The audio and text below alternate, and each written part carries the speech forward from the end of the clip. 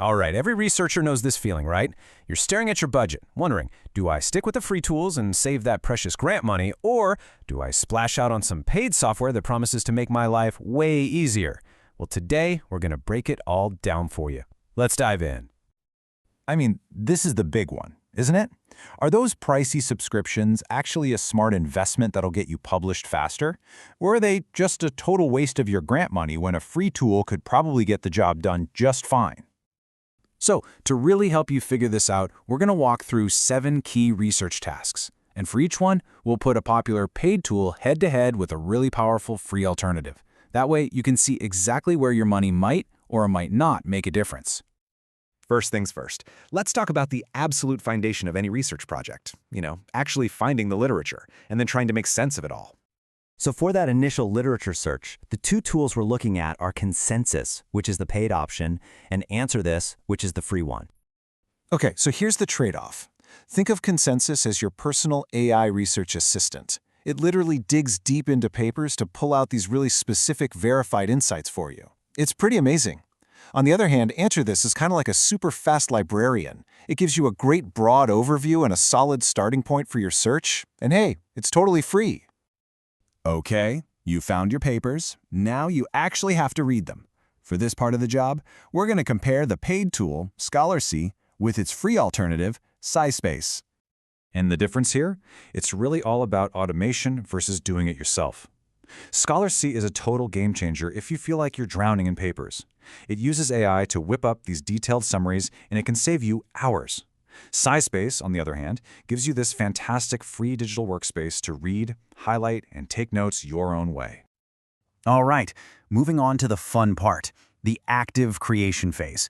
This is where you start turning all that research into actual figures and a well-written manuscript.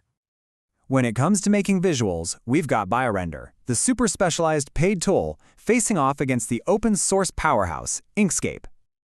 This comparison is the perfect example of specialist versus generalist. BioRender was made for scientists. It has this huge library of icons so you can quickly create those beautiful journal-ready figures that make review boards happy. Inkscape is your do-it-all free option. It's incredibly powerful, and you can create pretty much anything you can imagine, but you are going to have to invest a bit more time to learn how to use it well. And now for the words themselves. In the writing and editing corner, we have the paid AI assistant Zotero going up against the free editing tool PaperPal. The key difference here is really about scope. Zotero is kind of like having an AI co-writer. It can help you structure your arguments, even draft whole sections from scratch. PaperPal is more like your final, meticulous editor. It's focused on polishing your language and catching those little errors to make sure your final draft is perfect. Let's just pause on this for a second. At the end of the day, all these tools have one goal, right? To help you get published. So the best one is just whichever one removes the biggest roadblock in your own personal workflow. Okay, let's get into the crucial stages of organizing and refining everything. We're talking peer review and managing all those pesky references. So when it's time to review a paper, or, get your own reviewed, the choice we're looking at is between the paid platform Inara and the free, community-driven Thesaurus. This really comes down to whether you prefer structure or community. Inara gives you a very formal, structured process for doing deep, systematic reviews. Thesaurus is all about the power of the crowd. It connects you with other researchers to get all sorts of different feedback and fresh eyes on your work. And now for a category every single researcher knows and loves, or hates, reference management. This is the classic showdown. The industry standard EndNote versus the open source champion Zotero. Honestly, with this one, you can't really go wrong either way. EndNote is the big, robust, paid standard that your institution probably already supports. Zotero is the incredibly powerful and flexible open source favorite. It's backed by a huge, passionate community, and it is 100% free. And finally, let's talk about the tools that help you make sense of it all. Data analysis. For crunching the numbers and visualizing what you found, we're comparing the paid AI tool Julius with the free platform NextData.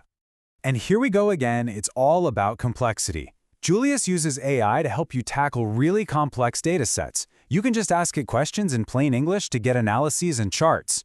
NextData is your solid, reliable, free choice for all the core stuff you need for more straightforward analysis, like running t-tests or regressions.